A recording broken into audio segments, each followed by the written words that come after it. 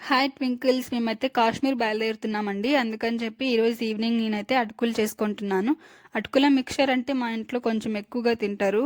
మరమరాలతో అయితే కొంచెం తక్కువగా తింటారు. అది కాక మరమరాల మిక్చర్ అంటే కొంచెం గ్యాస్ ఫామ్ అయ్యే అవకాశాలు ఎక్కువ ఉన్నాయి, జర్నీ చేస్తున్నాం కదా. అది కాక అందుకే ఎందుకులే అని చెప్పేసి అటుకుల మిక్చర్ ప్రిపేర్ చేసి పెట్టేసుకున్నాను. ఇంకా అది ప్యాక్ చేయడమే లేటు, కొంచెం అది చల్లారనివ్వాలి అని చెప్పేసి బయట పెట్టాను. ఇంకా కాశ్మీర్ కాబట్టి ఎక్కువ చల్లగా ఉంటుంది కాబట్టి ఇంకా జాకెట్స్ అన్ని రెడీ పెట్టేసుకున్నాను. డేట్స్ అయితే కంపల్సరీగా ఎక్కడికి వెళ్ళినా సరే నేను డేట్స్ పెట్టుకుంటా అండి.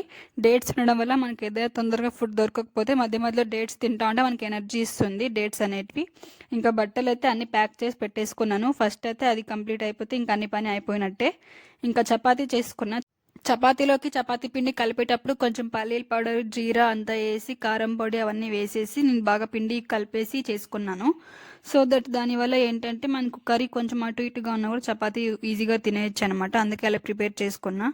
ఇదంతా మొత్తం స్నో, చాలా బాగుంది అసలు మొత్తం వ్యూ అయితే. ఒకసారి ఒక లుక్ వేసేసుకోండి మీరైతే.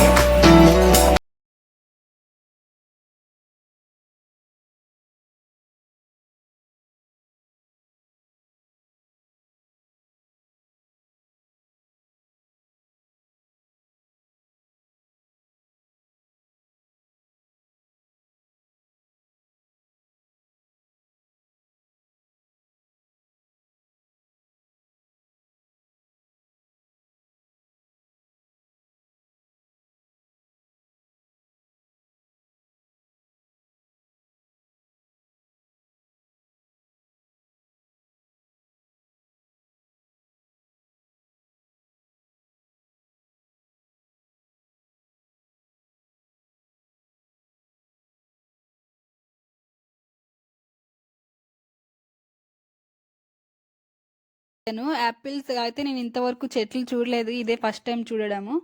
యాపిల్ అండ్ స్ట్రాబెర్రీ రెండు ఉన్నాయి. మేమైతే ఇంక లోపలికి వచ్చాము, చూద్దాం ఎలా ఉంటాయని చెప్పేసి. బాగానే ఉన్నాయి కానీ కోసుకొని ఇవ్వట్లేదు వాళ్ళు యాపిల్స్ని. సరే అని చెప్పేసి